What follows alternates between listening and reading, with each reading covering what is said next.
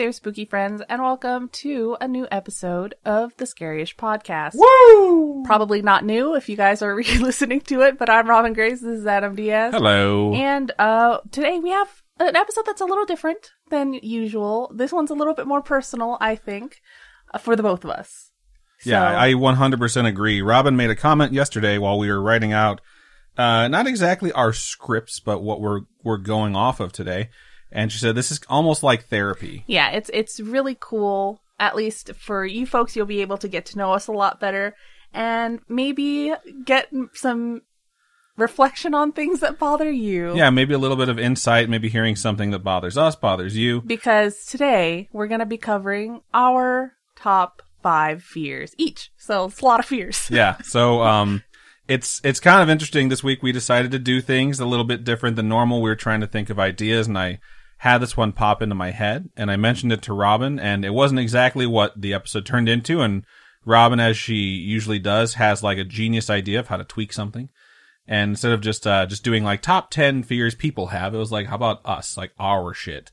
And I was like, that's way better. So, we went through the phobias that we know of that exist, and we researched a bunch of them that we didn't know existed, and, anything that we know, triggers us and things like that. And we ranked them from 5 to 1. I love doing lists. I know that it's not super popular. It's funny because like clickbait is most successful when it's in the form of a list, apparently, as I was reading like yesterday, a whole bunch. Clickbait is also very effective when you have boobies on the screen. That's true. If it was like top 10 boobies, which would, I guess, only be 5 people, that would probably be like the best list ever. But no, this is going to be about phobias and our stuff too. And, I'm happy. Like it's weird to say I'm excited to talk about this stuff, but like reading and then writing through a bunch of my shit was, definitely very insightful. So, that's cool. And, I'm excited to jump into it. Before we do though, those of you who are regular listeners, and I've already gotten a couple texts today from folks being like, where's the episode? The episode normally releases Tuesdays at 4 a.m. or roundabouts there, depending if I'm still editing it that early in the morning. Last night when we came up with this idea, I was actually really excited because it's such a straightforward topic that and it's very introspective instead of being a ton of research, that I thought, oh cool, we're going to record kind of early tonight, you know? Yeah. And then, we went downstairs and our dogs had gone to the vet to get their, vaccination shots, and they also got their teeth cleaned and groomed and stuff like that. And our corgi was not having a good time. I had a dream that she was like 13. I had a dream that she was a lot older than she was, and It freaked me out. She's 8, so I mean, she's not crazy old. She's still super, super healthy, but she was throwing up a lot, and she was really, really sick, and it sort of kept happening, and I was really worried about spending a lot of time in the office, so we decided to go downstairs to our living room and do our research there on our laptops. And so we were doing that, and she just kept getting sick. And it kept happening, and it just became really clear that there was no way we were going to be able to spend like an hour and a half to 2 hours in the office away from her, and then edit, and then just not have her have anyone there for her, you know? Yeah. So we decided we would record today instead, and so she's back at the vet now. She's doing well, so no worries for that, but it definitely threw a monkey wrench into the recording time, and we hope by the time you hear this, we have her back and she's okay. So that's what happened, and I just want to be upfront and clear about it because we're pretty much that when it comes to pretty much everything. So, yeah. But yeah, we're gonna go ahead and jump into our phobias, and I think part of what I enjoy about the show and what people enjoy when they listen to us is how transparent we are with so much that goes on in our lives. You know, like today I was very worried. You know, I got up, I slept like an hour and a half, worried about the dog, and then, you know, I called the vet at 7 because that's when they open, and they said, just bring her in. I was like, okay, cool. And then my next worry became like, okay, I need to work, but I also need some sleep, and I need to do the show. And, you know, trying to stack all that stuff up was a lot. And it was just something where I realized, like, talking about this, I think sometimes is more intriguing than talking about, and here's a ghost story that's kind of fake, you know. And, when we talk about ourselves and, the things we put on this list, I realized while I was writing it very quickly, in fact, that what I was about to share is way different than the list I would have made at 30. And like my list at 30 is certainly different than the list I would have made at 25. So, as time has gone on, my fears have kind of changed, except for one in particular, which we'll get to. So I think Robin and I share some of the same phobias. So we're just going to go like, this is my 5, this is your 5. And I noticed you have a number 6. I put a 6 on there, and I'll get to that. Okay. But we'll go through it, and without further ado, dear listener, we present to you our worst fears. Please don't use them against us. Or phobias. Yeah, we're revealing our weaknesses. If we were a boss battle, you would know exactly how to get to us. Navi would tell you everything you needed to know. So, but yeah, I put a number 6 as Robin, like how she sometimes says she can't read my screen. This time the screen is very close to her. I just see a very prominent 6. So she's totally able to see it. For 6, I put a phobia that I've overcome. And then it's the one that used to actually be very significant to me, and it's Agoraphobia.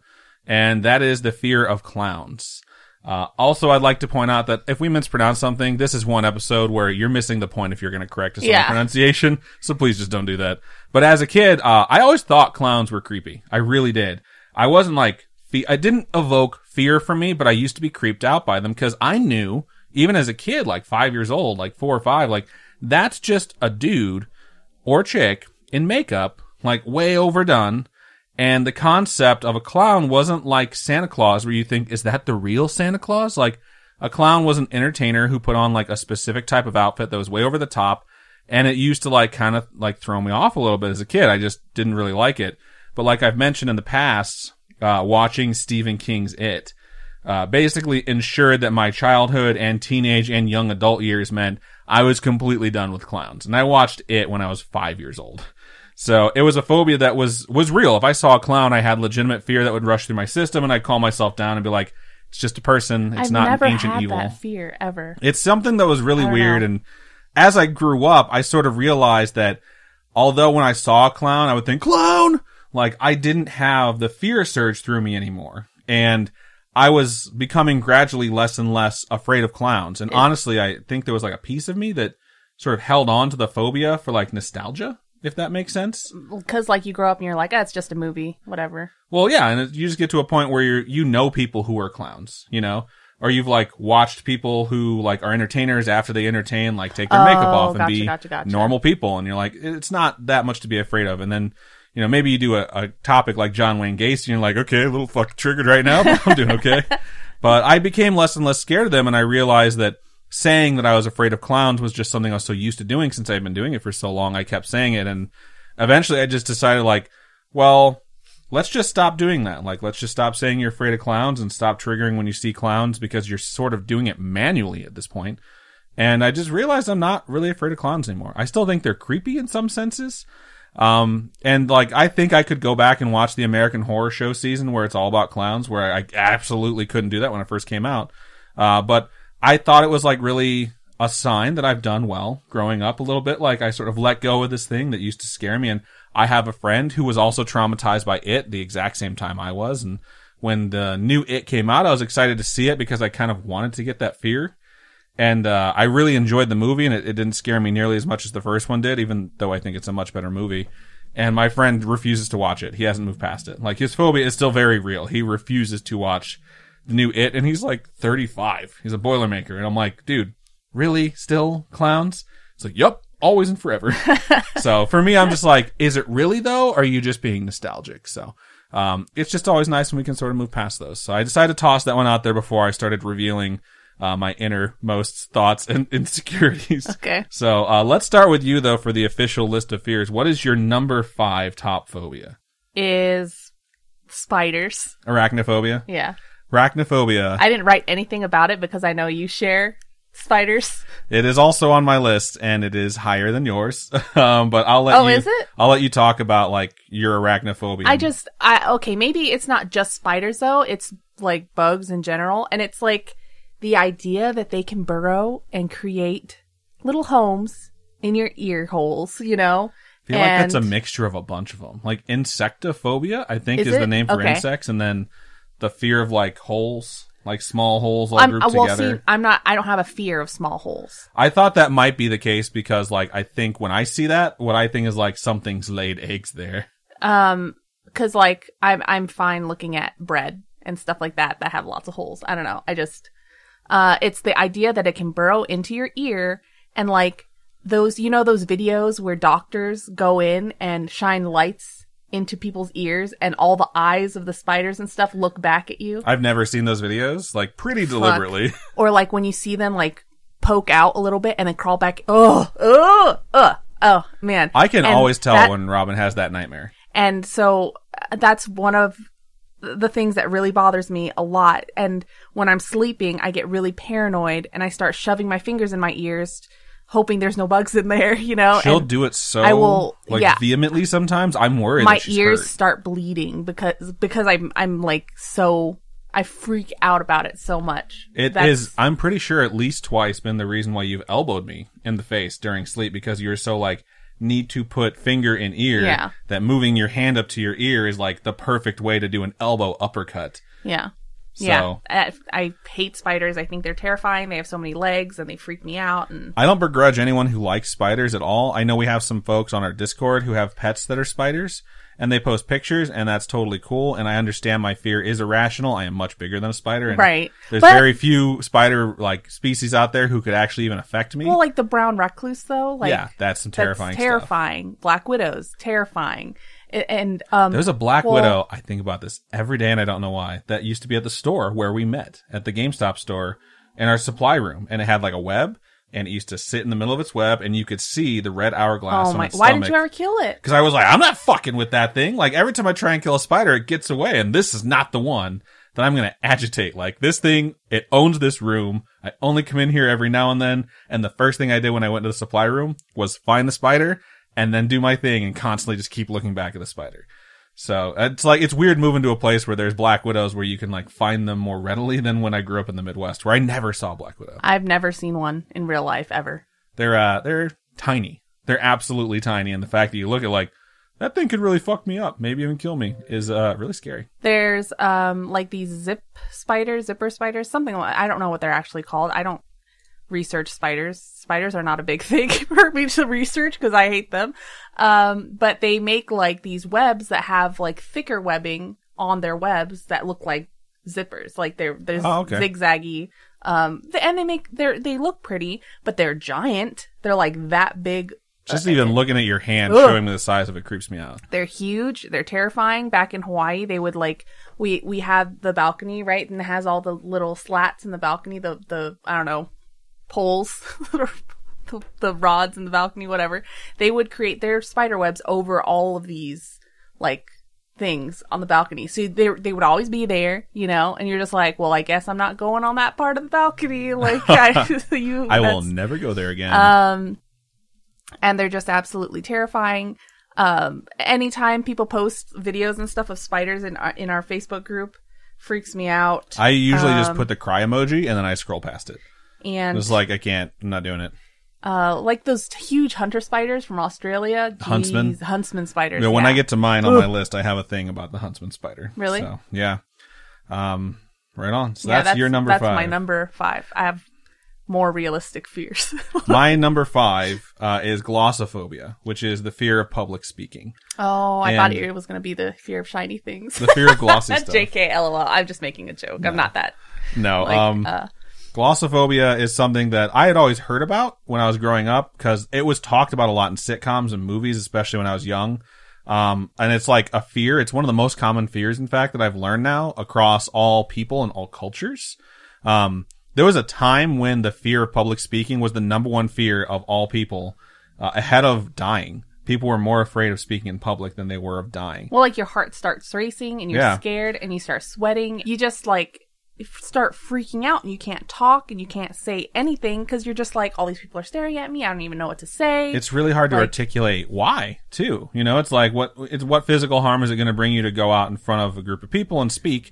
But at the same time, it's like the fear of embarrassment. It's such a common thing, too, that I remember, too, hearing that what overtook the fear of public speaking for a while was fear of the dentist. And I had never had a fear of the dentist.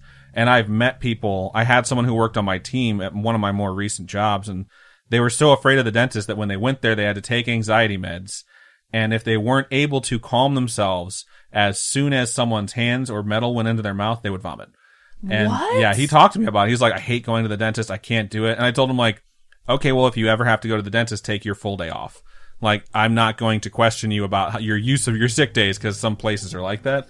I was like, clearly it's a very traumatic experience for you, so please take a full day. I don't know. I'm not afraid of the dentist. I'm not either. I actually really enjoy the dentist whenever... My gums really hurt because they stab you a whole bunch. It's like, I'm going to stab you with a metal rod and then lecture you on why your gums reacted with blood. It's like, okay, cool. I'm going to stab you in the heart with a sword and then react about how your ribs aren't strong enough, asshole. Well, when your gums are healthy, they don't bleed as much. Hey, man, I've had my gums bleed even though my gums were super healthy.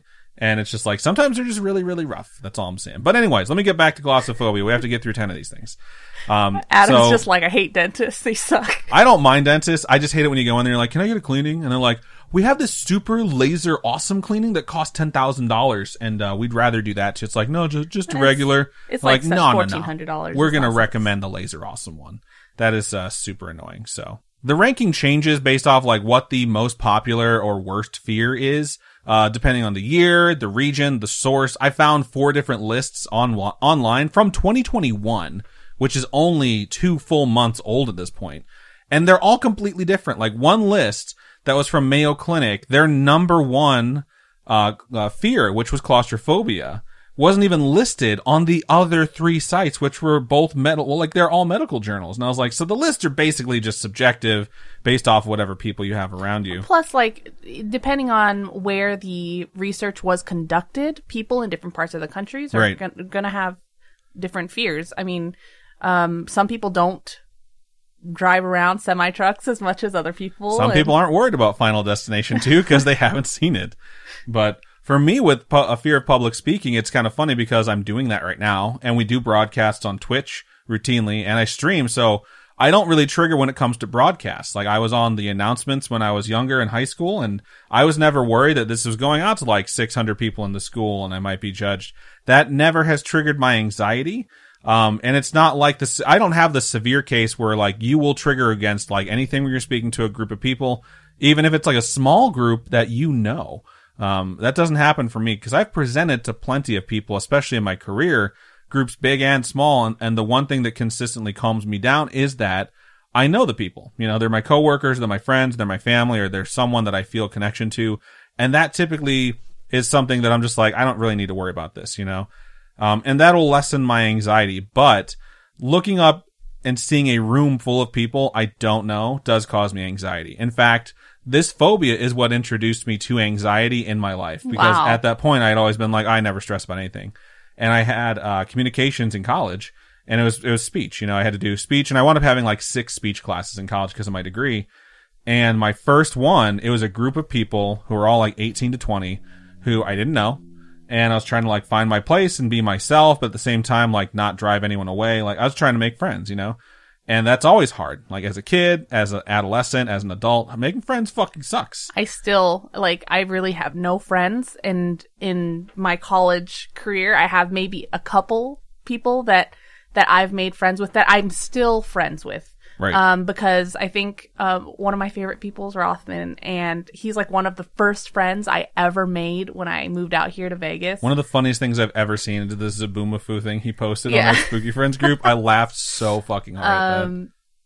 But so I really don't have like now, I'm graduating soon, and I still have like 0 friends.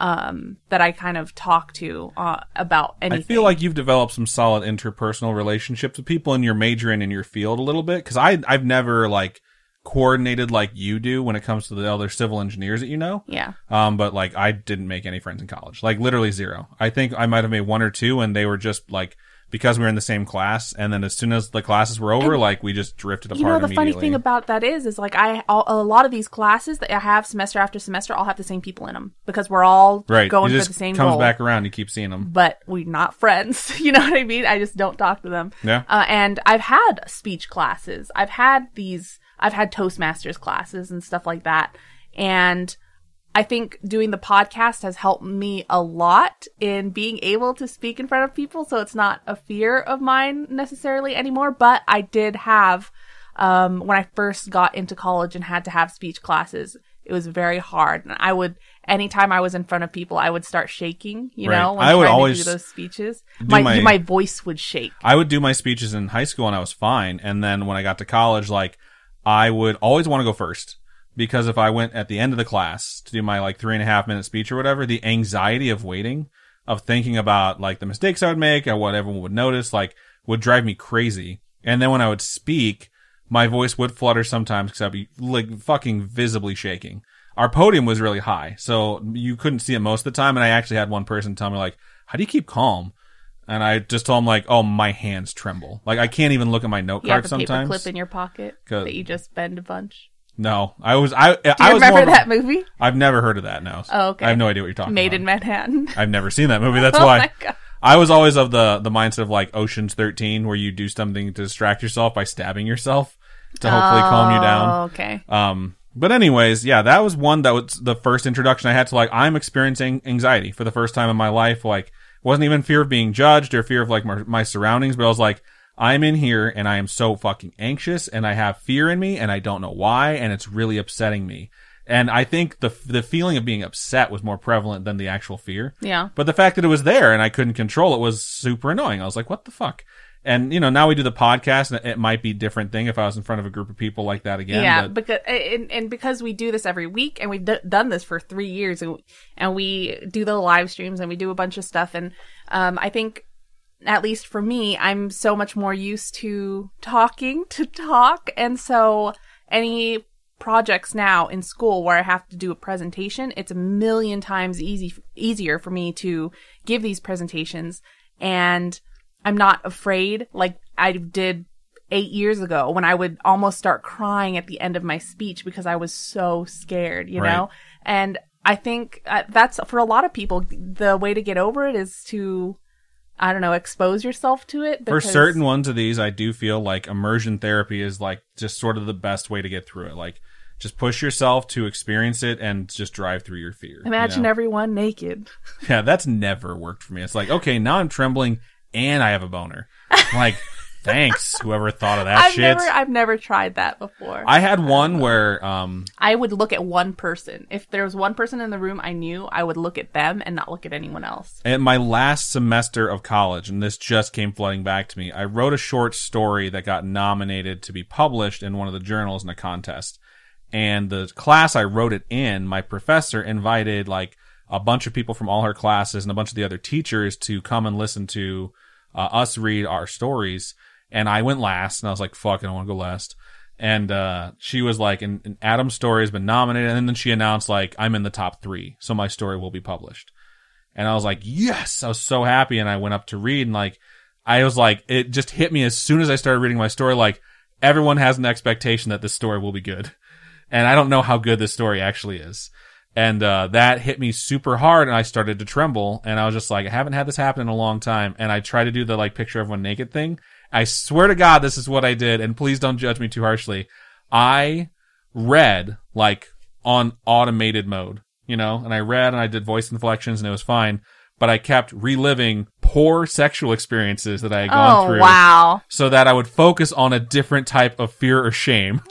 I was like, oh my God, do you remember that when the condom broke and then nothing happened? Oh my God. And I was just like, God damn it. Like, I had kept putting myself through these horrible things where like, it was either awful or embarrassing. And I was just like, so fucking zoned out that I realized. So hard. I knew you're going to. And I just sort of realized like, okay, this is working. Like, somehow like punishing myself in a different, it was like fucking Da Vinci Code when the guy's like whipping himself at the beginning. There was like the mental version of that to get over it. But I read it, and then a few people cried because it was about some triggering stuff that I had gone through in my life. And I was like, okay, cool. And then I got third, and I was like, fuck everyone. So the 2 stories that actually beat me out, one of them, they're both from that class, in fact. And one of them was amazing. This dude is like a born storyteller. And then the second one, I had actually worked with her on her story and like helped her like fine tune it. So when she beat me, I was like, it's like I got second and third. So, okay, that is my number 5. So let's jump into our number 4 fears as we climb the list. My number 4 is driving around and behind semi-trucks. This is not one that I have. And I wonder if it's because I pass them. Like, I'd never want to be behind a semi. Exactly, because you're afraid of them. And that's the thing, is like, you have this fear of driving around these trucks. I'm never afraid to drive around though. I'm like, let's fucking pass this dude. Exactly. You want to just get past them as fast as possible because you're afraid of them.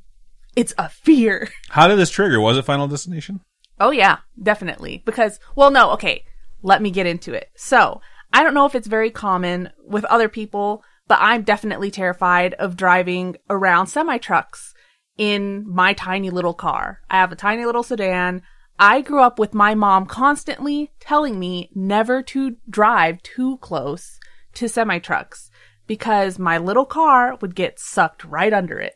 Isn't that a myth? It probably is. But when you grow up and you're a little kid and you see these giant trucks and your mom's like, you're going to get sucked under those. Like, it's just, everything is bigger than it actually is when you're a kid. Oh, yeah. So you're like 10 and you're like, this thing's fucking giant. You know what I mean? And so that probably started the fear. My dad used to tell me they own the road. I was never told fearful things like that as a kid, but he would tell me like, semis are in charge. Like, if they let you by, go. But if they need to get over, they're coming over one way or the other. Yeah. He always used to say that, like, they're in charge. Just let them go. Yeah, because there's nothing you can do to stop a semi. You're fucked. You really are. Pretty much. And so the idea that your car could get sucked under this big, massive truck at 10 is completely plausible. You know, when you're a kid, you're like, that'll totally happen. 10-year-old Mythbuster brain drops down the plausible sign on everything your mom tells you. And now that I'm older, I know that it's not as easy to get trapped under one of those, just by driving past them or anything. But it is still absolutely terrifying to drive around them on these roads at super high speeds. She mentions it every time we go on a drive. Yeah. We're on the highway and there's a semi. She mentions that she's afraid of this. And apparently there is a name for this fear. It's called semi-Ocophobia. And I was just like, okay. But what it really is like Ocophobia, which is the fear of vehicles, and then semi. Gotcha. So I'm thinking it's more of just a term that people have made up because like semi trucks and to be stuff. More specific about it. Yeah, because they didn't exist in Old Latin, so there's not a word for semi trucks in Old Latin, right?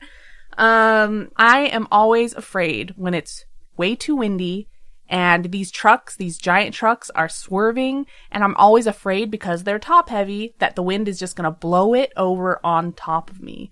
So my fear is it's gonna crush me, or it's going to run me off the road, or it's like they can't control it. These things are huge. You know what I mean? And it's really difficult to control such a large, I don't know. Vehicle. Yeah, with such a huge payload in the back. Yeah.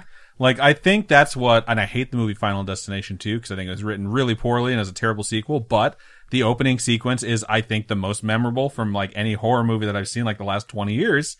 Because that fucking log falling off and that bounce, like you see it like shake while it's on the ground and then come up. Yeah. That seems so fucking real that I'm not afraid of it, but if I see a semi that's hauling something, right, that there's any chance that it could fall off, like rebar or wood or any of that stuff, I'm immediately like, I'm passing. Like, if they're going 90 and I'm in a 65 and there's a cop behind me, I'm like, I'm passing this fucking truck. I don't care. Like, I'll get pulled over and guess what? I'll be alive. And I'll just pass that truck. Yeah.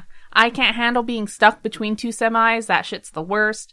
I can't stand being paced by one. So, like, I have to get past them. I hate being in turn lanes where you have a semi on your right and you're in the left. Because I always they cut it too close. Yes, I always just wait for the semi to go and then I'll go because I'm like, I don't want to get crushed, you know? I definitely speed up whenever there's like one on the highway or freeway or whatever close by. And I know there are so many horror movie watching friends out there that have seen that Final Destination movie, and it's just so triggering, right? We're driving behind things with pipes or logs. It's just the idea of driving behind them is absolutely terrifying. I always debate like how I will like lean over to avoid getting hit. You can't though. That shit's so fast. Yeah, I mean, you'd have to be quick about it. I mean, sometimes your reflexes can be cat-like if, you know, you have adrenaline coursing through your veins. If you're like, oh, I got a juke, and then you fucking turn straight into it. You know what I mean? I don't imagine that stuff. I imagine survival to try and help myself calm down. I imagine really weird things. Sometimes I'm like, I'm just driving on the freeway. What if a bullet just comes through the window right now and I get killed? I think that a lot too. Yeah. Like, what would happen? Like, how would her life go from now on? Like, who would she marry? I don't think about like who would stop the car. Those are the things that I would think about. I think it's hilarious that someone actually did post a post in our Facebook group about this. The log truck thing. Yeah, that's I think that fear has definitely been escalated because of that movie. Yes. There's an episode of 911 where Chimney gets a pipe through his head. Do you remember that? One of the first ones? Yeah, I don't know, is it one of the first seasons? It's first season for sure. No, absolutely. I don't think it's first season. Absolutely it is. But he was driving, unsafely and hits this truck, and one of the pipes goes straight through his head. And that's like one of the things that freaks me out is like, what if one of these pipes just comes loose, comes straight through my windshield and pierces me in a very horrible, horrific way? It's just terrifying. So driving behind and around these trucks that have these things on them, oh man, I can't stand it. That's why it's way more terrifying than spiders, because it's more realistic because they're out there on the road all the time. I think it's funny that your fifth and your fourth are like bodily injury and like fear of harm, because mine are a bit different than yours for sure. Yeah. I'm things that can kill me freak me out. Okay. So can I do my number 4? Yeah. Perfect transition. My number 4, and I didn't realize that this is the phobia that it actually attaches to, is claustrophobia. And there's no way you're claustrophobic. Well, let me get to it. So, this is typically thought of as the fear of tight spaces or being trapped. Specifically, like you're in a compact area and it freaks you the fuck out. But claustrophobia also includes those that have a fear of suffocating or of drowning in my case. So, for me, my fear is that I won't be able to get enough oxygen or that I'll suffocate, not necessarily that I will drown. And that is the thing that people think when they're triggered from the small space. Oh. Is that they're going to suffocate. And there's other things that happen to people who are claustrophobic, specifically from small spaces. But I do, however, get serious anxiety and have a response to something external that is preventing me from breathing comfortably. And I absolutely 100% know that this stems from almost drowning as a child. Then technically drowning as a child, but getting pulled out and saved. And it's like, I've talked about this before, like, I was super young. I remember it. It was our house before we moved to the house I grew up in. So before I was 7. And your cousin saved your life, right? My cousin saved my life. I jumped in the pool. I was super excited. My cousins were over. I wanted to go swimming. Forgot to put on my floaties. And I jumped right in, was in the middle of the pool and realized like, I'm going to die. And, I was kicking, trying to make my way back. And I had an out of body experience. And I know I'm skeptical, but it absolutely happened. And I blacked out.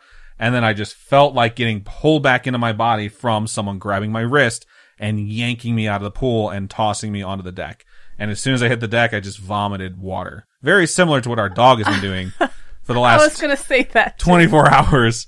But yeah, like since then, I definitely noticed changes in how I responded to a lot of stuff. And, I had asthma as a kid and it wasn't too bad. And I had a breather, but after the drowning thing, when I had an asthma attack, it was also like I was having a panic attack. Like I was really afraid I was going to die.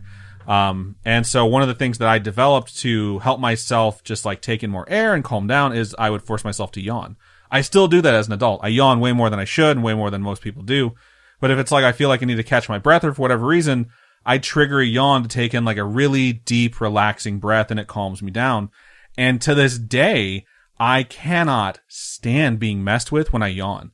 It is one of those things that I'm like, don't fucking touch me. Like, just let me yawn. And it's from this phobia. 100% is of this fear of like, please don't disrupt my breathing. And this is a spoiler for a future phobia on my list, but this fear actually compounds into a later fear, which really, really sucks because I've had this one since I was like 5. And now that I'm grown up and I have all these new phobias, this one just like plugs right in and plays well with others. And it really, really sucks. But that is my number 4. So nice. Let's move to our number 3. We're in the top right. 3 now. My third is a fear of the dark. And I'm just I hate being trapped in a dark area with no outside light. It really freaks me out. Sometimes Adam's done this thing where he like leaves the bathroom and closes the door but shuts the light off. And I do that to her, not as a prank. I do it as revenge because she does it to me on purpose. And she'll do it on accident sometimes, but sometimes she'll just come in there and turn the light off and be like, shit in the dark. And I'd be like, I'm gonna do this to you now. Like, you're not gonna like it. You're the one that's afraid of the dark. But our bathroom has a light switch by the toilet, so you just turn the light switch on. That's very true. It depends on the bathroom. But I being left alone in the bathroom and someone turns the lights off, on the way out's absolutely, for me, terrifying. Even being in a public bathroom or restroom where a couple of the stalls don't have lights overhead, so those particular you skip stalls, those are haunted stalls. No way. When they're darker than the others, I will not go in. That's just absolutely terrifying. Dark restrooms have me running out of there as fast as I possibly can. When I'm finished, I literally will run out there.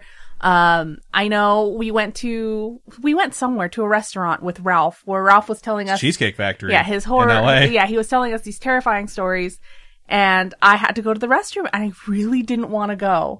But I went, and that restroom was fucking dark. It was really dark in there. So I went. And Ralph had just been telling scary and stories. So I went, did my thing. I swear, that was the fastest bathroom break I've ever taken. She stepped away from the table, and that bathroom was so far away, and I swear she was back in like 30 seconds.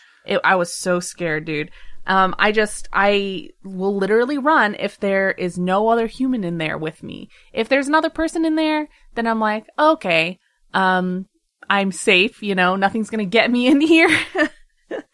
But if there's no one in there, I will try to run out there as fast as I can.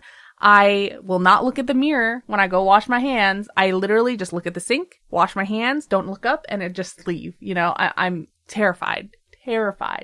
For a good part of my childhood, I would be afraid of looking in bathroom mirrors. I don't know why. And I would run out of the bathroom as soon as I turn the light off. And that's ever since I was a little kid. There's so many myths, and like, it's still part of culture. Like, Bloody Mary's been around for a really long time. The idea of using mirrors for like rituals and stuff like that. And nowadays, like, Candyman's the newest iteration of like, look in the mirror, say this name, bad things But like happen. horror movies too, it's always like, they open the medicine cabinet, close the medicine cabinet. There's something behind them, yeah. And I know so far it sounds like I'm just afraid of bathrooms. But it's usually the place where I'm stuck in the dark the most. At night, we leave our bedroom door open, and we have night lights everywhere. Like, our house is, like, lit up with night lights everywhere. Lit as fuck. Oh, my God. There's night lights all over the place. And anyone who knows me, just hearing this particular one, knows how much I adore and love Robin, because I was the dude in high school who was like, my room needs to be completely dark. Like, every light from every device had electrical tape over it, and my windows had aluminum foil that was duct taped on my windows, so that when I slept at any time of day, it was pitch black. And I fucking love it.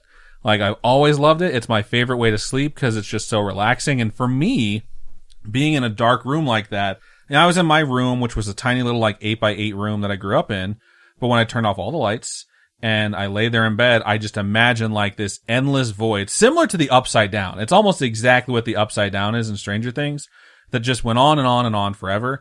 And I just felt like kind of at peace like that. And I just met Robin and realized that it's the exact opposite effect for her. Like 100% the exact opposite effect. Yeah. So when she started telling me like, I'm afraid of the dark, I was like, okay, cool. Like, I'm not afraid of having lights on. They just annoy me. So let's adjust and put night lights like literally everywhere. Yeah, I feel like I always have had a night light. Sometimes when I'm working in the office by myself and the hallway light is off and the guest room door is open and it's just dark, it's like you're just looking into this pitch black darkness out there through the office door. And I cannot handle it. I'll get up, I'll either get up, turn the hallway light on, go and close the guest room door, and then come back into the office. And sometimes I will just shut the office door because I don't want to look at it. I feel like it's gotten better though, because there are times where you'll go and take a break in the bedroom because like you're just exhausted and you'll be playing on your cell phone. Yeah. But you don't turn a light on. Well, I think it's helpful that now we have all these devices that are so bright. Yeah, and that phone is definitely bright. And then the thing that happens that I notice a lot is that you'll be sitting in the room doing homework and the sun will go down and you won't get up to turn the light on, and I'll like come upstairs and you're in a completely dark room illuminated only by your computer monitors. Because the computer monitors are so And so I'll come in, I'll like turn the light on, I'll be like, I get worried like when I see that, I'm like, oh no, she's possessed. Like I literally was taking my exam this morning and I didn't turn the lights on, but I don't think the shades were even open. but the monitors are so bright. I was looking at everyone else's webcam, and their webcams look normal, you know, and then mine is just blown out by these monitors because they're so freaking bright. Your monitor is like 34 inches wide too. One of your monitors. It's like a little sun in here. So it's ridiculous. It's just so funny. Of course, having a fear of the dark isn't very uncommon. Lots of people are afraid of the dark. There's even a TV show called Are You Afraid of the Dark? Isn't it like the oldest fear? Don't they say that about it? It's like the oldest fear men have is being afraid of the dark. Man as like human. Maybe. I don't know. I didn't see that, but I could see that being a possibility. Apparently, the term nyctophobia is a phobia that is characterized by a severe fear of the dark. It's sometimes called scutophobia or lygophobia, and that's being in fear of the dark and twilight, respectively. Apparently, having this fear, according to some, is completely normal. And it's absolutely normal, especially when you're a kid, because your mind has this wild imagination, and you just think of all the horrible, terrifying things that you could find in that unknown darkness. I totally get it. I still think that sometimes when we're laying in bed, even though there's light outside the door, the darkest corners of the room, I'm just like, please don't move. Please don't move. Please. You know what I mean? Like, it's just like super terrifying. Human beings are not nocturnal creatures by nature. We really aren't. No matter how much we try and convert ourselves. Yes. We're a bit more cautious in the night as it's a completely different environment from that of the day. I'm sure it would be a different story if we were all able to see in the dark like cats, but we can't. So right. The fear of the dark can cause a number of natural, albeit uncomfortable symptoms like breathlessness, excessive sweating, nausea, dry mouth, shaking, heart palpitations, and even death. I personally definitely have experienced heart palpitations. It's just that nervous feeling that you get because you don't know what else to do. You're just freaking out. I know there are some shows I've seen before where they send people into these haunted jails or whatever, and they have heart monitors on them, and they're just like, okay, once it gets over 200 or whatever, we have to pull them out. 200 is so high. Yeah, or I don't remember what the number was, but as soon as it gets to a certain point, they're like, we gotta pull them out because they will fucking die. Like, that's how afraid people get in the dark. It's terrifying. I obviously have definitely never experienced the death part of being afraid of the dark, but there are those out there that are totally debilitated by being placed in a dark room or a location, or even being in a strange place, like in a different country or something at night. You know, you're just afraid. And there are some psychoanalytic writers that think that this debilitating fear might be related to separation anxiety on some level. I could totally see that, as humans are social creatures as well. And when you're in the dark, it's like you're alone, and it's terrifying. And like you, loving being in the dark, being alone, being just like this vast, empty darkness, you freak. You merely adopted the darkness. I was born in it, molded by I think sometimes all we need in life is a good nightlight. Yeah. That's all we need. But everyone has their own coping mechanisms. Maybe a security blanket or a plushie or stuffed animal. I know I used to sleep with stuffed animals for a really good portion of my life, including part of my adult life. I bought her stuffed animals when we first started dating. Yeah, don't at me. I love plushies. We have way too many in the house. I got you that huge cat plushie. Remember that when I moved down to Arizona, I think it was? And you're still staying at your parents' house? Like that really, really long black cat plushie. Yeah. I was like, this one's perfect. Yeah. So. Yeah, I don't know. So, and it's just the fear of the dark is something that's truly, truly terrifying. I think it's one of the super common ones as well. So for my number 3, I also have like the main name of it and then the 2 side names for it. So my number 3 is acrophobia, or the fear of heights. This is one of my oldest phobias. I think it actually might be older than arachnophobia, which is coming later. Because I can't remember a single instance that actually triggered this. Just when I get to a certain height, and I think it's about like 10 feet. When I realize like if I fall, I'm gonna get hurt. This one's my number 2. It's your number 2? Yeah. Yeah, when I get to a certain point, I just sort of realize like I'm scared. Like I'll feel the fear of like I'm really high, and I'll start to like have my legs buckle, which doesn't help because it's typically when I'm on a ladder or something like that. Yeah. And so I really don't like getting up on ladders to do things like that are really high up. We have lights that are really high in the house that I have to change sometimes. I had to put on that vent cover. And when I put on that vent cover, I had passed the threshold of like, I fucking hate this. Like, I hate it so much because I have like barely any balance. Like, everything's like steadied on tippy toes. No one's holding this ladder. And right now, if I fall, I'm going to get really fucking hurt. And so it's one of my oldest fears, but that has fed into another fear the older I've gotten, which is aerophobia, and this one has a really long name, which is why I think they switched it to aerophobia, or pteromerhanophobia. And those are both the fear of flying, or the fear of being in an airplane. Aerophobia makes a lot more sense than the other one. I saw pteromerhanophobia, and I was like, fear of the wind of pterodactyls? What? But my fear of flying isn't like the severe cases you'll hear about where people can't get on the plane. It's not like Marge Simpson in that episode where they try and take the vacation and she can't get on the plane. Never seen it. It's not like that. And my symptoms are completely different. I don't mind getting on the plane. That doesn't bother me. Like, hearing the noises before takeoff bother a lot of people because you're worried about what those noises are. That doesn't bother me at all. Taking off is like my favorite thing about air travel. I think it's so like exhilarating. Get slammed in the back of your seat and have this thing go so fast it just like disconnects from gravity. That's amazing. For me, when I fly, my fear of heights is absolutely triggered, not by looking out the window. Once you get to a certain point, for me, like after 8 feet up to like, I don't know, 1,000 feet, once I get past a certain point, I'm like, oh, if I fall, I'll die. And I won't even know. So it's like, I might die from the fear of falling, while I'm falling, but it's not like I'm going to have to experience the hurt. So the fear kind of drifts away a little bit. Like, I used to go to the Sears Tower and we'd go and like go to the observation deck, and that wouldn't scare me either. Really? Yeah, because I just be like, oh, if I fall, I'm dead. Like, there's nothing I can do about it. But on the plane, when we're flying and we have turbulence, it certainly triggers something in me. And not like the bumps in the road turbulence, it's the dips. When there are dips while we're flying where you have like that weightless feeling in your stomach, like when you go over a really steep hill or something like that, no matter what, there's nothing I can do. There's no mental exercise I can take that will eliminate the fear. I will have fear just shoot through my body, and I can sit and have external Adam look completely fine. But in my head, there's always at least like one moment where I'm like, this is it. Like, so we're fucking dead. Why do you like Guardians? Because Guardians is a controlled environment. Like, I'm not worried about something that's designed to give me that weightless feeling and catch me. What if there's like an accident and it's just like the wires snap or something? And well, there's nothing I can do about that. There's absolutely nothing I can do about a wire snapping, but I don't have a fear of wires snapping. Like when I'm in a controlled environment and like when you see how much has gone into like making that ride and ensuring that no matter what happens, like you're not going to get seriously injured, I'm like, I'll be fine here.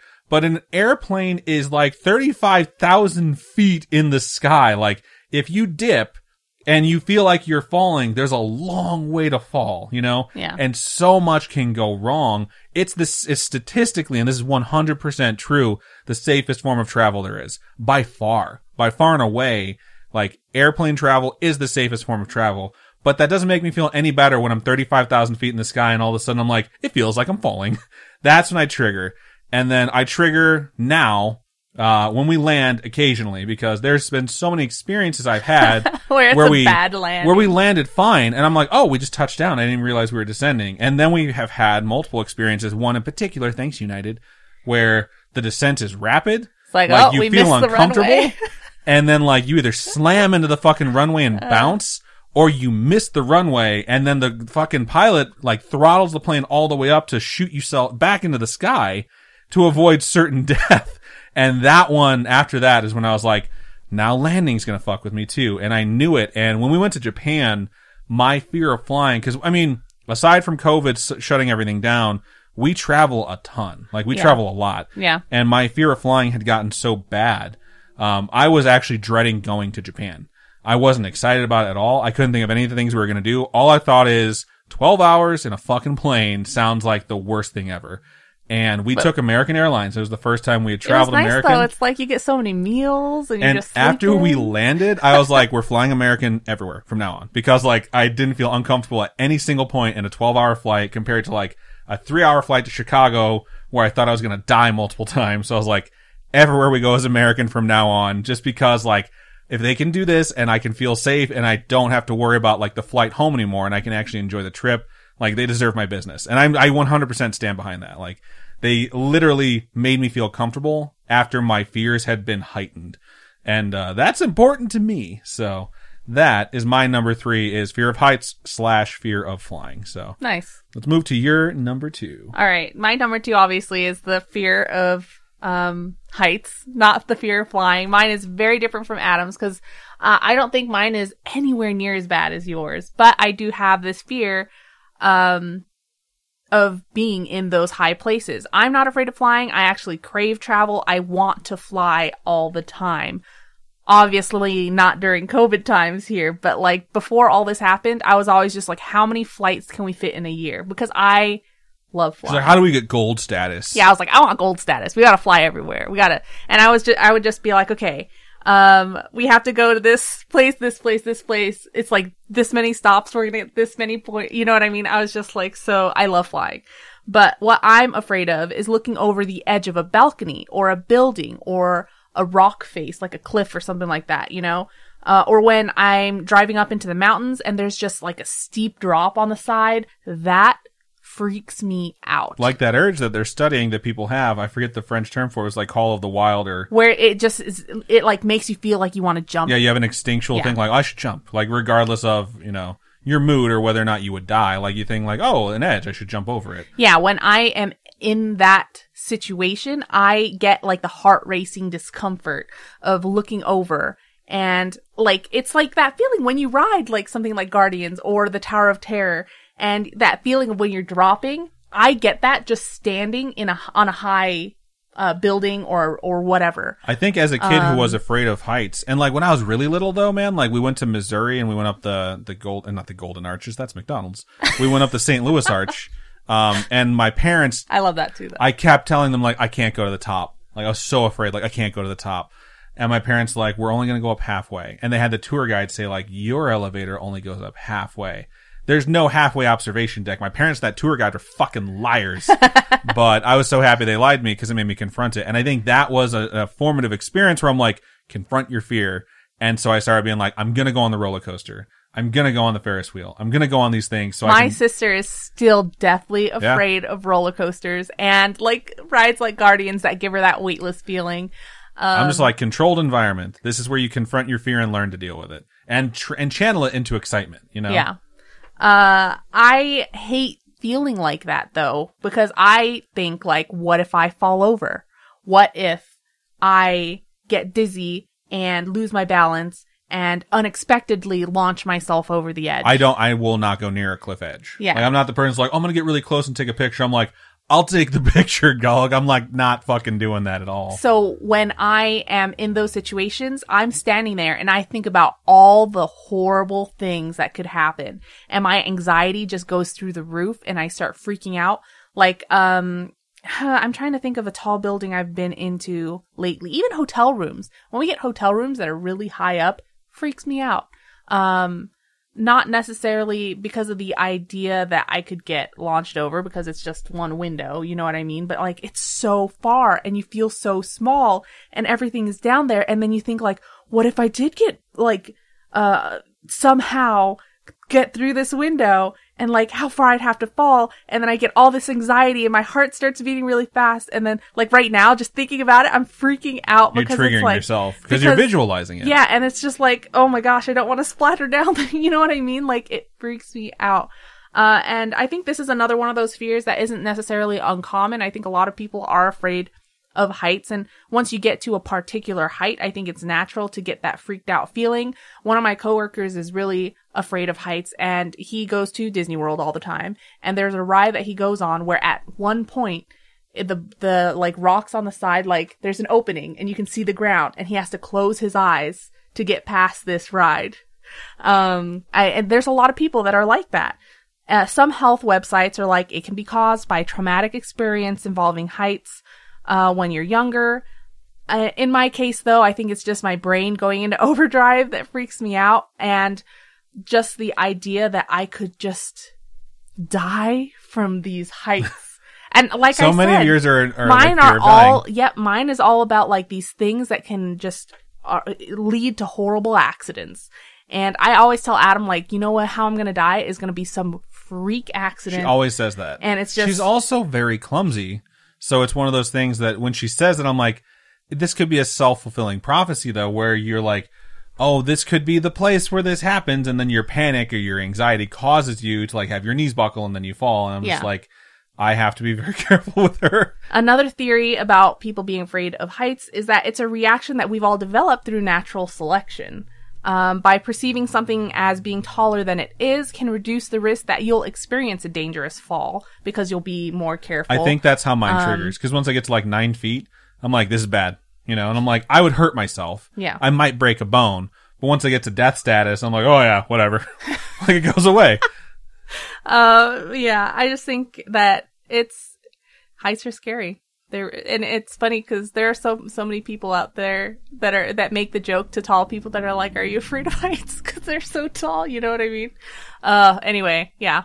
So, yeah, that's my number 2. My number 2 was Robin's number 5, I believe, and we have come to Arachnophobia. I just can't believe that is so high up on your list. Here's the thing. We're going to get into it. So, obviously, arachnophobia is the fear of spiders specifically, not insects. Most insects I'm cool with, and I love grasshoppers. When grasshoppers would land on me when I'd be cutting grass, I'm like, oh, fuck it, this is awesome. Like, my friend, like, ride with me. When we had the grasshopper apocalypse a few years ago, I'm like, this doesn't bother me at all, except that people are stepping on them. We were doing surveying when that was happening. Like, me and a group of other interns were out surveying things, and oh my god, there were grasshoppers everywhere, and like if you stepped in a certain place, all the grasshoppers would fly out of bushes. They'd explode. And I was screaming. I thought it was just so like scary. One of the funnest things. I went to a bar with my new boss at the time, and I was leaving, and as I was walking, it's like I took a step, and it was like the seas parting, just and it didn't bother me as much. But like when it comes to insects, I think the only one that freaks me out anywhere near spiders is centipedes. Not even millipedes, but centipedes, like just the long fucking like legs bother me. But I'm by far 100% more afraid, like 100 times, let me rephrase that, 100 times more afraid of spiders than I am of centipedes. And this is an extremely common fear. And I read online... You are more afraid of spiders than centipedes? Yeah. Centipedes are fucking terrifying. They're terrifying looking, but something about spiders, I feel like the fact that I know it has 8 eyes and 8 legs denotes some sort of intelligence. Centipedes have like 100 fucking legs. How many eyes, though? And they got stingers. How many eyes, though? Spiders can bite, too. And centipedes can definitely crawl in places. Yeah, I get that. But you know what spiders can do? Whatever they want. They crawl up walls. They spin webs. They can descend. And they have like this like arsenal of things they can do to just fuck with you. And I understand if people like spiders are like, oh, that's not true. Please don't at me. Like, this is my irrational fear we're talking about here. But one thing I read is that 30% of arachnophobics that are known live in the United States. In the entire world, like, huntsman spiders are pretty specific to Australia, but 30% of arachnophobics live in America, which I thought is really, really weird. And the origin for me is very specific. I thought spiders were creepy. I thought all insects were creepy as a kid, but I wasn't really freaked out about them. But we moved into a new house when I was 7 years old. It was the house I wound up growing up in. It's in Valparaiso, Indiana, in the district that was sending me to Boone Grove High School, which is just like, I lived in very rural Indiana, just outside of Chicago. And we built our house. We didn't buy it from someone else. So it was a brand new house that was bought on a lot that previously was a cornfield. And so we lived in the sticks. Were you children of the corn? No, kind of, but yeah. So we got our house done. We moved in, and our house had a basement. And our basement was like wooden steps. I hate basements. And not even steps that are like complete steps. They're like plank, and then like the wood frame, and then plank. So you could see between the steps. You know, you could see what's behind the stairs. So the basement for me was always kind of triggering as a kid because it was creepy. What if there's stuff that you see on the other side of the stairs, like a clown? Right. We put a lot of storage there though, so it was just boxes behind it. Oh, okay. So that helped. But the basement for me was kind of creepy. And me and my brother were playing one day in the kitchen, and we had like kitchen and then a breakfast bar that you could like put plates onto where people would sit on stools. And then to the left of that was our dining area, you know, where you can sit down at just a dining table. And then the dining table, on one side of it was the glass door to our deck, and the other side was the door to our garage, and next to that was the door to our basement. And so me and my brother were in the dining area, like just playing, and like I laid back on the ground on this cold tile, and I looked over, and to my right was the door for the basement, and I saw like the gap between the door and the floor, that's not very big. Yeah. And I saw through the gap these long legs come out from under it and like plunk down like tink, tink, tink, tink, like 4 legs. Up. And it pulled itself out, and it was this huge fucking spider. And I was a kid, so I guarantee you it wasn't as big as like is a my daddy memory. long legs or something? And it was not a daddy long legs. Like, it was big and brown and hairy. Was it a cane? Oh, was it a tarantula? I don't know. No, it's not a tarantula. This isn't like Northwest Indiana. So I don't know what kind of spider it was. All I know is I saw it, and I froze in the most absolute fear I've ever had shoot through my body. I was just like, that thing could kill me right now. I can't move. I'm so afraid. And my dad like saw, and I think my brother pulled me away or my dad pulled me away. I think it was my brother, and my dad killed it. I don't know how he killed it. I didn't even see him kill it. I don't remember anything else about that night. Like, it was triggering enough to shut down my memory, like powering down for now. Like, we'll come to tomorrow. It was fucking traumatizing. And since then, I've had a piece of that fear always live in me when it comes to spiders. Like, real, authentic fear. And for me, every time I see a spider, I still have that fear that goes through me. Not that exact fear, but fear. The moment itself lasts longer in relation to the size of the spider. So the bigger the spider is, the longer the fear will last. Unless I see a tiny spider and the fear subsides, and then I see the red hourglass on its stomach, then I'm like, how do you feel? That'll fucking kill me if it wants to. How do you feel about jumping spiders? Jumping spiders terrify me because it's like, oh, these ones can fucking jump now too. Like, all of these fucking spiders have all these different things they can do, and these ones can fucking jump. Yeah, those things freak me the fuck out, dude. One fact that I find fascinating about spiders that I have to constantly make myself forget, like Men in Black, like I'm turning the thing around and flashing myself, is that spiders to travel will climb on trees and shit and shoot their web into the air on windy nights. Oh, they make little, it's like a parachute. It's like a parasail. And like, you could just have a fucking spider like hit you in the face walking around at any time. And that is terrifying. And that's just really hard to deal with. So I'm going to erase that from my brain now. So give me a second. Okay, we're good. That said, as an adult, once you move out, you can't call your parents to kill your spiders or your brother anymore. And I moved out and I moved into a place with 2 why roommates. would you call your parents to kill your brother? Your spiders. Call your parents or your brother to kill your spiders. You said it in a different way. I think I said it okay, but I'll take your word for it. But, so when I was in my first apartment, my 2 roommates also didn't like spiders, and they were like, I'm not fucking going near that thing. So I had to confront that fear finally, and it definitely sucks. When I was younger, I would absolutely rip apart a room that had a missing spider. If I saw a tiny spider and I tried to kill it and it jumped away and went behind like a bookshelf or a desk or something like that, I'd be like, oh, that fucking bookshelf's moving right now. The spider has to die. Wow. Like, I could not rest until I had peace of mind that the spider was gone. And nowadays, I've completely changed. I think because of how much I've confronted this fear and gotten older and told myself, like, look, you can calm down. Like, it's not that big of a deal. Most of these spiders can't hurt you. You're a boss battle that they could never win, that I think that's helped. I will still look and put in some solid effort to find a spider that goes missing, but I can also sleep in the same room as a missing spider. I've done it before. I don't hope to do it again ever, but if I have to, I will. And I think that might just because I value sleep now more than ever. Like, my desire to sleep outweighs my fears in some cases. But this is a good story. So I'm still triggered. I won't say I'm not. I've confronted this fear a lot. It still exists, and I still feel that crop up every single time, but then I have to go and confront it. I was dropping a deuce the other day in the morning, and my friend Tim, who I absolutely love, is one of my oldest friends. We still text all the time. He sent me a TikTok, and I'm like, I don't have this app, but I'll just follow this link, and I'll get to see this stupid thing in this web browser or whatever.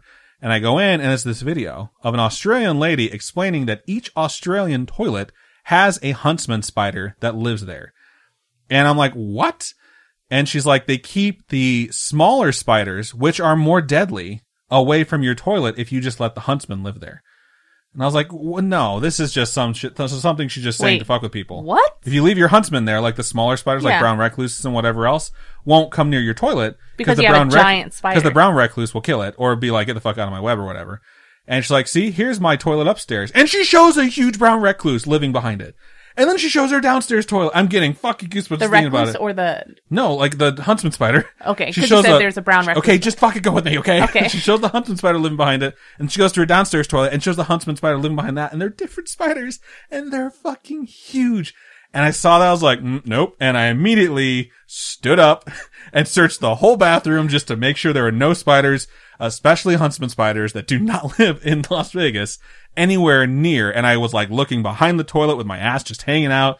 Like, okay, I'm safe, before I could even put my ass over the seat. I didn't even sit down. I just did like the hovering thing where I'm like, poop as fast as you can and get the fuck out of here. When you watched Arachnophobia, where the spiders in the toilet, did you ever get freaked out after watching that movie? When I was a kid, I would always get freaked out after watching Arachnophobia, and I would have trouble sleeping. I'd always think something was crawling on me. Yeah. And then the older I got, the more I realized, like, this is a really good fucking movie, and I absolutely love the movie Arachnophobia, and now I can just watch it and be entertained and only kind of creeped out.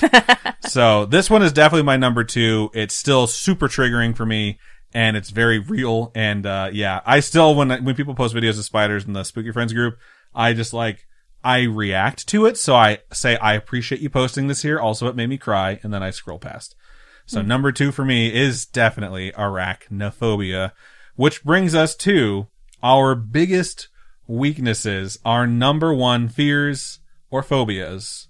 Do you want to go first? Let's change it up. Why don't you just keep on going? Okay, I guess I will. So I was looking up a name for my number 1 fear now as a 35-year-old grown-ass child man, or man-child, however you prefer to say it. And this is the thing that I struggled with because I was not able to find like the actual name, but the name that I saw associated the most with what I'm afraid of is what I know as the fear of the outdoors. So I kept coming across agoraphobia. Yeah, that's what agoraphobia to me is, just big open spaces. Yeah, you're afraid of big open spaces, and that is not the exact case. And my fear is not the standard form of the fear of the outdoors, as lots of places do list agoraphobia. The Mayo Clinic definition of agoraphobia is that it's an anxiety disorder, and a lot of other phobias can actually fit into agoraphobia, in which you fear and avoid places or situations, like not just a large open place, but a situation that might cause you to panic or make you feel trapped, helpless, or embarrassed. And for me, this really boils down to my new battle as an adult with panic attacks. And so essentially my number 1 fear is fear of fear or fear of panic attacks. Oh, wow. So while I've only had 2 panic attacks in my entire life, I've had 3 or 4 situations aside from those where I felt like it was coming on and had some of the symptoms, like the tingly feeling and the lightheadedness and then the rapid heart rate, where I'm like, this is going to develop into a full-blown panic attack unless I calm myself down. And I've been able to do that just using breathing techniques. And it really does feel like you're having a mental battle, like it's a fight, like just all going on internally. And for those of you who don't know, and this is something that I saw recently, is that a panic attack and an anxiety attack are very different things. Panic attack is actually a diagnosed condition in the DSM-5, which is the textbook that people use to define like disorders and things like that. An anxiety attack isn't exactly in there from what I understand. And while they are similar, there are things that are different. And anxiety attacks can have different levels, like mild, moderate, or severe, whereas panic attacks typically are sudden onset, maximum level, crank the dial to fucking 11. Like this is just what you're going to do for the next 3.5 to 5 minutes or however long it lasts. Anxiety attacks will build in intensity and typically have a specific trigger. Panic attacks can have no trigger whatsoever. They can just come on, and they often say like, you're likely stressed in your life. You know, there's some stress that you're not addressing. And that's not necessarily true with panic attacks. You can just have it happen and you're not exactly sure why. Panic attacks, like I mentioned, being just a sudden onset and much shorter, have so many symptoms that are similar to something like a heart attack, where you could be feeling fine, then all of a sudden you have rapid heart rate, lightheadedness, dizziness, you're sweating, erratic heartbeat, like racing heartbeat, you start trembling. Yeah. You have difficulty breathing, you have actual chest pain, it's not phantom chest pain. The tingling, the numbness that you get, like all the things that are symptoms of a heart attack are very, very much part of a panic attack. And then the thing that really triggers is your fear of death. You think, I'm having a heart attack right now, or I think I'm dying right now, because those are actual physical symptoms that you're experiencing. And essentially the symptoms cause the worst symptom, which is the fear of death, that feeds back onto the other symptoms and makes them worse. So your fear that you're dying makes your heart race faster. You know, it makes you tingle more, it makes you more lightheaded. And they do pass after a fairly short amount of time, because you realize, like, although I'm suffering from all these different things, like I'm okay. You know, I'm not passing out.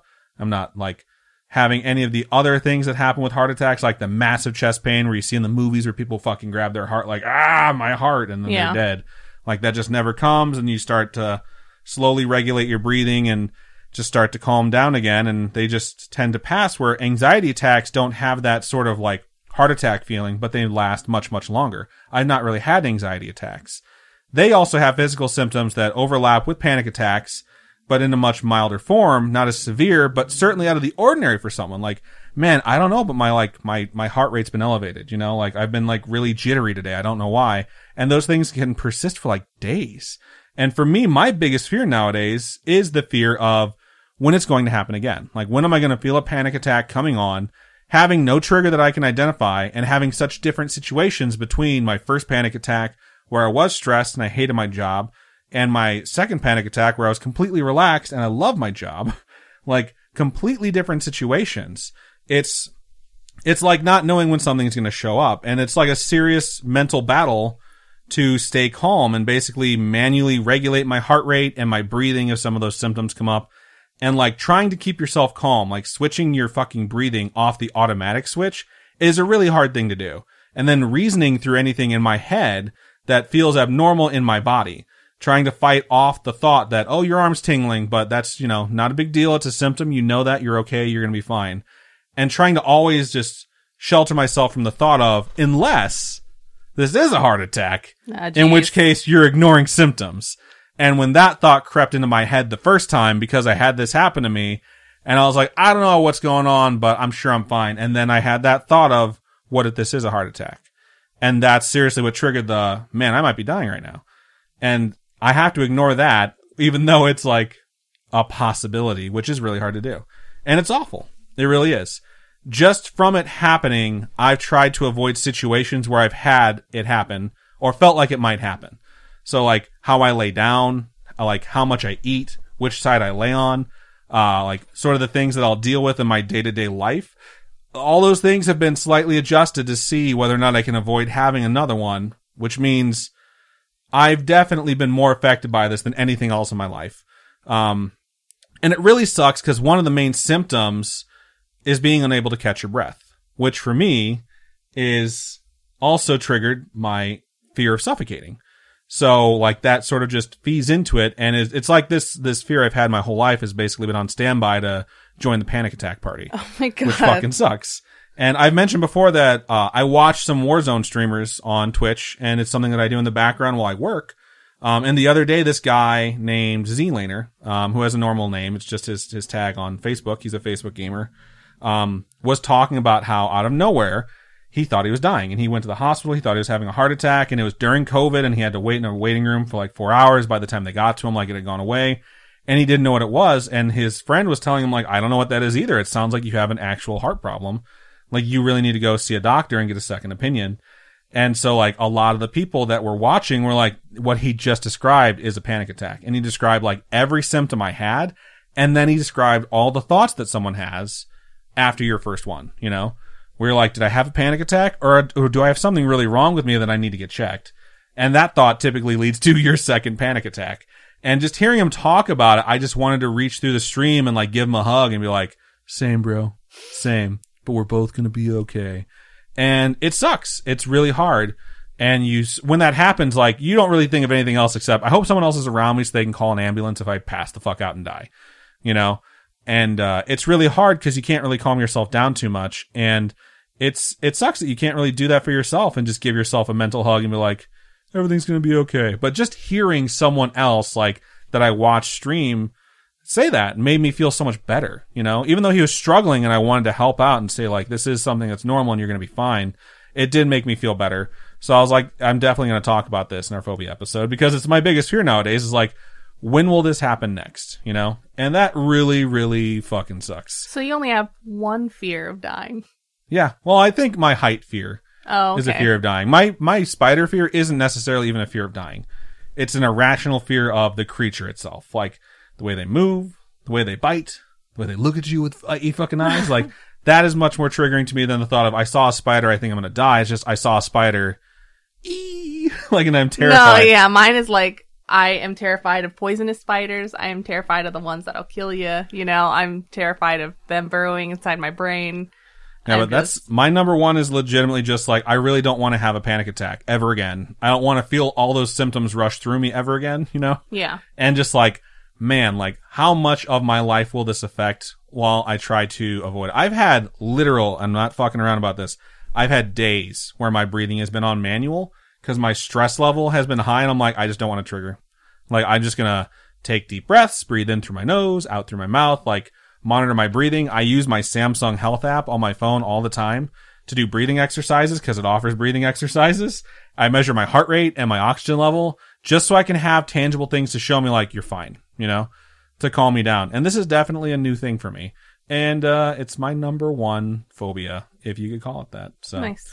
That is sort of what agoraphobics experience from things like wide open spaces and large crowds. They feel that exact same thing that a panic attack is. The panic attack is essentially the symptom, but it's an identified trigger. But when you look up panic attacks, what they say is like, you're partially an agoraphobic with an unknown trigger. And I'm like, well, fuck me. So, yeah, that's my number one. So, Robin, nice. What is your number one? My number one is so I had to ask Adam about this particular fear, because it's a little confusing for me. I couldn't tell, like I couldn't figure out what it was that I was more terrified of. This is the one we talked about last night. So what it is for me is that whenever I'm in the ocean, I kind of freak out. And one of the first memories of this fear was the first time I ever went scuba diving. And when you go scuba diving, you have to do quick training before you go down. And one of the tests is that they make you take your mouthpiece out underwater. So you have to take your mouthpiece that gives you air. You have to take it out underwater, and then you have to reach around and find your backup. Okay? Underwater. Water's a flowing thing. Your thing is literally floating all over. You know what I mean? You have to reach out and try and find this backup, and it's floating. Oh man. So I remember that when I dropped my main mouthpiece, I struggled to find the backup, and I started panicking. I started panicking like crazy, thinking I was totally gonna die. And of course I wasn't gonna die. You have the diving instructor and stuff there. But they had to grab it for me and hand it to me and put it in my hand because I was freaking out. I thought I was gonna die so bad. And were they like, you might not want to go scuba diving? No, they were just like, it'll never happen. So wow, it's fine. That's safe. So then a more recent time, it was fun too. I enjoyed scuba diving. Once you're like in it and you're doing the whole thing, it's fine. But when you have no control, and that's the thing that is a little bit confusing for me. Is it the lack of control, or is it like the water itself? I don't know. But then there's a more recent time where I freaked out when we went to Mexico last year. I witnessed this. Yeah. Like, first person saw this happen. Yeah, and it was like before COVID was a thing. We went to Mexico. We went on a snorkeling thing, and we went out on a boat that took us to this kind of faraway cove type thing, but you had to swim through open water to get to this cove. To jump off the boat. You had to get, yep. So into open water. Yeah, I remember putting on the life jacket. I put on the flippers and goggles and all that stuff. And then they have everyone head to the back of the boat and jump off into the water. And I remember climbing down this ladder into the water. It's intimidating having to swim through this open water because you don't think about how strong that current is. And so you're swimming through open water to get to this cove. The cove is roped off. You have to swim under or over this buoyed rope. God, just thinking about it gives me anxiety because it was absolutely terrifying. And once I got into the water from the boat, my heart just started racing. I could barely breathe.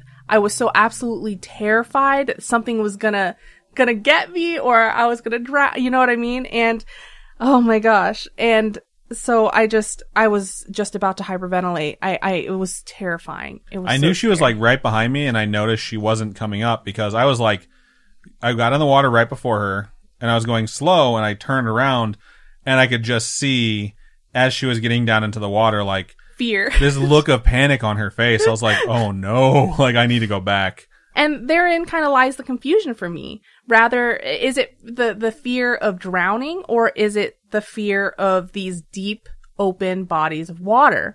And then again, like, is it the lack of control that I have in those situations that really is the fear? But Adam found what's called the Lassophobia, and this is a fear of deep bodies of water. And I figured, like, maybe that it's part of it, because I cannot stand not being able to touch the bottom. I can't stand that. Being in it, like the vast emptiness, even though it's not technically empty, it's just, there's creatures living in it that are bigger than you, you know? We saw whales that same day, too. Yeah. And did we see dolphins? I don't know. We definitely saw whales, but, it's the fear, like, of how far you are from any land at all. And so it totally kind of just clicks with me, this fear of these deep bodies of water. And while we were snorkeling, it took me a really long time to finally calm down and try to breathe. Even just thinking about it right now, my heart's like really tight, and it's just freaking me out. I'm pretty sure when I got back to her and I like was able to like lock arms with her and I asked her, "Are you okay?" I'm pretty sure the first thing you said is, "I think I'm dying." And I was like, "It's okay." And I thought she meant like she was sinking. And I was like, "You're okay." And my first thought is, let's get to this cove, because we had already floated so far from the boat. And I was like, because the cove is shallow. Ish. And you can look into the cove and see the bottom. And I was like, if we can see the bottom and be close to a shoreline that we could totally like flipper our way to, like maybe she'll be all right. Because it was literally as far of a swim to that as it was back to the boat. But back to the boat was like a fuck ton of people getting off the boat to swim through, going the opposite direction. And it was getting further away. So I was like, I can't get us there, but I think I can get us to shore. And so that was my strategy without trying to do too much. Yeah, it took me a really long time to start breathing normally. And even after I did, looking at the fish below us, while it was beautiful, the idea that any of them would touch me freaked me out. Like, any small thing that I felt on my legs just like made my heart jump and made me really scared, and just, oh my God. I was so relieved that we didn't see anything very big. Yes. Everything under us was very small. Tiny. And I was like, please don't let there be a big fish that swims up, and it's just, I'll be scared, but it's going to trigger her so bad that I'm just going to be like, we need to get back to the boat right fucking now. Like, we got to go. And so I think that's why I hate going to beaches. I absolutely hate the beach. I'd rather hang out in our pool where I can touch the bottom. Even when I was younger, my friend used to pull me around like on a boogie board cause I grew up in Hawaii. So we would always go to the beach. That was just something us as kids did. And, the beach we used to always go to was really shallow. But if you went further out, there was like reef and stuff like that with fish and things. And I was too afraid to walk there. I was too afraid to walk through the water to get there. Because it was pretty far out. It was like a reef break type thing. But she would pull us around on this boogie board because I didn't want to put my feet down. I was just too scared. So I don't know if I'm afraid of the ocean, if I'm scared of the ocean and things in it, or the idea that it's deep, or, you know, I have no, it's just the water freaks me out. And so she would pull us on a boogie board. We would go out to this reef. And she would be like touching all these sea creatures and stuff. I'd be like, no, I am not going to touch that. You know what I mean? It was so scary. And I think it's definitely my biggest fear of all of them. And it gets the worst physical reaction out of all these things because I will literally start hyperventilating. Some researchers say that this type of fear is something to do with the human evolutionary process, kind of like our fear of heights. We aren't naturally aquatic creatures, so it's something that we're afraid of the risks involved. I love that your body's natural reaction is to essentially put you into a panic attack, where it's like, this is to teach you to not go here. Whereas like my biggest fear is, why is what happens to you when you jump into deep water? Like, why is that reaction happening to me laying on the couch or cuddling in bed? Others think that this fear of the ocean is influenced by movies like Jaws, like pop culture, things like that. Jaws fucked people up, dude. If you ever read articles about how scared people were, like there's so many pictures of beaches where everyone refused to get in the water after that movie came out. Like super crowded beaches, no one in the water. And there were no shark sightings, people were just psychologically triggered. I read a bunch of stuff because I love to read lists. And one that I read very often is the like top 50 or top 100 horror movies ever released. And so many of them have Jaws as number one because of the tangible effect it had on people everywhere. Yeah, I've never seen Jaws in its entirety, but it's an amazing movie. Growing up in Hawaii, sharks were a thing. People got bit by sharks. There are videos, like aerial videos of like a shark swimming around the beaches that I would go to, you know, growing up. And it's just something you kind of grew up with. But I hate going to the beach, man. I just hate going into the ocean. I hate it. Someone who grew up in Hawaii, it's a shocker that you live in Las Vegas in the middle of a desert now where water is not plentiful. Fucking hate it. I hate it. And even going to lakes, no. Big no. I hate going to lakes, especially if you can't see through the water. Yeah, I tried to warn her when we were going, because she told me a lot of this stuff when we had first met, and she was going to come back with me to Chicago for a wedding, like a few months after we had gotten together, and I told her, just so you know, we'll probably be near or go see from like the shoreline, Lake Michigan.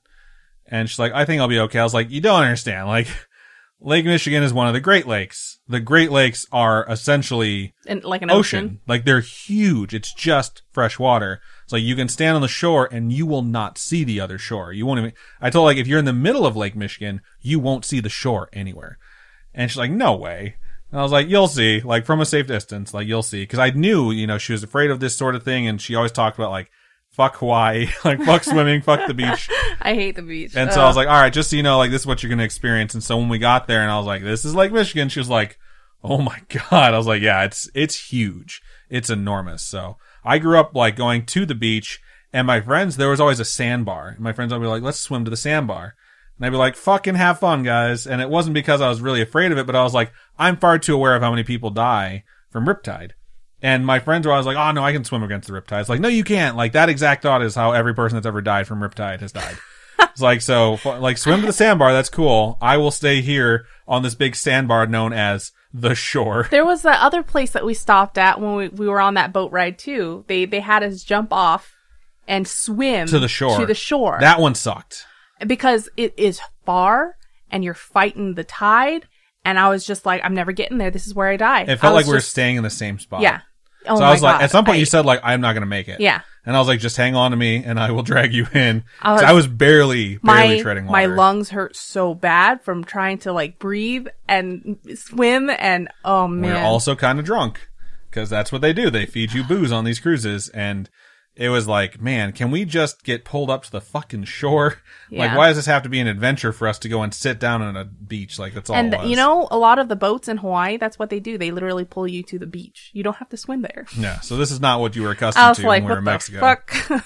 But, yeah, so those are our phobias. And we always encourage audience interaction, but it's definitely not something where if you don't feel comfortable sharing with us a phobia that you have, or if you share a phobia with us, or your trigger, or your experience, or anything like that, it's not required of anyone by any means, but I think by talking about these things, we definitely get through them together. Yeah, tweet at us, at Scaryish Podcast? At Scaryish Pod. Oh, at Scaryish Pod. Okay, yep. Yeah, tweet at us, some of your fears. Comment on the episode if you want. You can talk to us in the Scaryish Spooky Friends group, and the one thing I can say, like, kind of proudly, though, for both of us, is that of all these phobias that we do deal with, we have not let it block us from our passions in life and what we want to do. Like, I love to travel. Robin loves to travel. I don't love flying. I don't. Like, it was something that I really didn't like for a really long time. I think since you met me, though, like, we've had at least a dozen flights. I know, it's way more than that. Like, I've gone back to Chicago since I moved every single year except for 2020 because of COVID. Yeah. And that's always plane ride, you know, and we travel all the time. You know, we've probably gone on at least 30 plane rides, I'd say. Because like there and back, we've done at least 15 trips, maybe even more. And it's just something where, despite the fact that I don't love flying, I let my desire to travel and see new places, like, move me forward. That's my desire. That's your desire. And I think we all live with fear in our lives. And I think the first step in dealing with it is acknowledging that it's there and then finding a way to confront it. Like, if you tell me so-and-so, like this person, they're fearless, what I think is they're unreliable. Like, I can't trust that person because there is no telling how someone who's quote unquote fearless will behave when fear finally gets it in their grip, you know? Yeah. It's like, because it will. Fear will get everyone at some point. And some of us live there at times. Some of us more often than others. And my experience has taught me in my 35 years of human life that I'd rather trust someone that has confronted fear and is still standing than someone who claims to be quote unquote fearless. Like, there's an AWOL Nation song called Kill Your Heroes. It's kind of a silly song, but I like it. And one of the lines in that song that it really stuck with me when I heard it was, never let your fear decide your fate. And I was like, that is really kind of profound for a song that's as bizarre as this song is, because it's like, don't let what you're afraid of dictate what you do. Never let your fear decide your fate. And it just hit me very quickly when I heard that song. I know so many people who let their fears decide their fate. Like, their fear dictates what they're going to do in life, and then other people let their ambition or their desire or their dreams fuel what they're going to do, and the obstacles they have to move through are their fear. And I respect that immensely. And I think there are so many people that have reached out to us since we started the show that are like that, that I think they feel kind of insecure about the fact that they have fear and don't understand how brave and awesome they are for just continuously moving forward with the things that they want to do.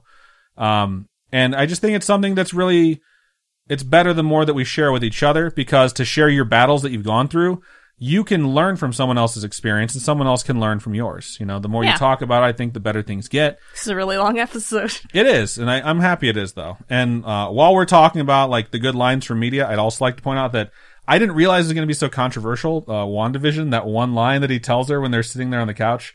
This is totally an aside, but she's really, the character Wanda's really upset because they're flashing back to like all the people she's lost in her life, and Vision tells her, what is grief if not love persevering? Yeah. And I thought, like, that's a really good line. Like, that's really profound. And people came out and said, like, what a great line that is, especially people going through loss or they're suffering through things. And they all started talking to each other. And then, you know, the internet did what internet does. And basically people who are cynical assholes came out and sort of shit on the line and shit on the series and shit on anyone who thought it was profound. And, you know, I think when it comes to talking about your fears and your phobias and things you're dealing with and things that make you happy, and keep you moving forward, that's a wonderful thing. And anyone who would squander something like that sucks.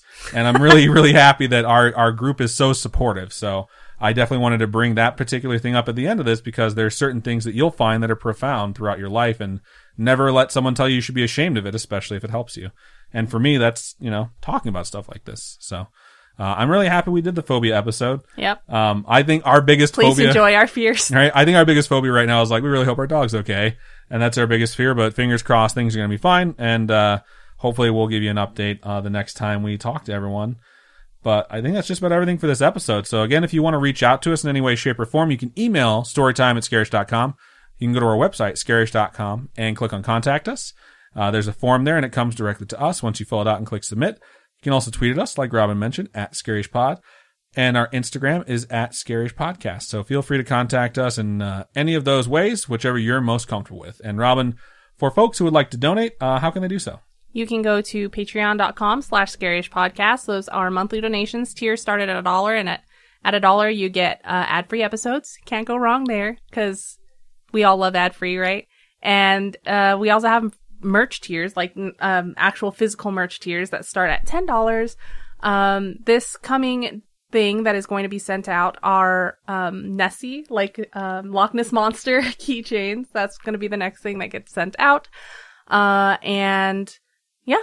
And if you don't like the whole monthly tier thing, you can go to ko-fi.com/ScarishPodcast, and those are one-time donations.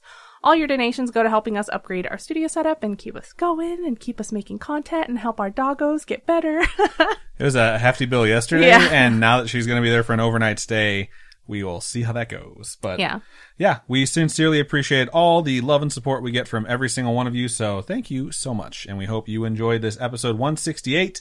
Next episode will be 169. Nice. So look forward to that. And I think that's just about everything we have for this episode. So, Robin, go ahead and sign us out. Keep on creeping on, and we'll talk to you guys later. Bye-bye.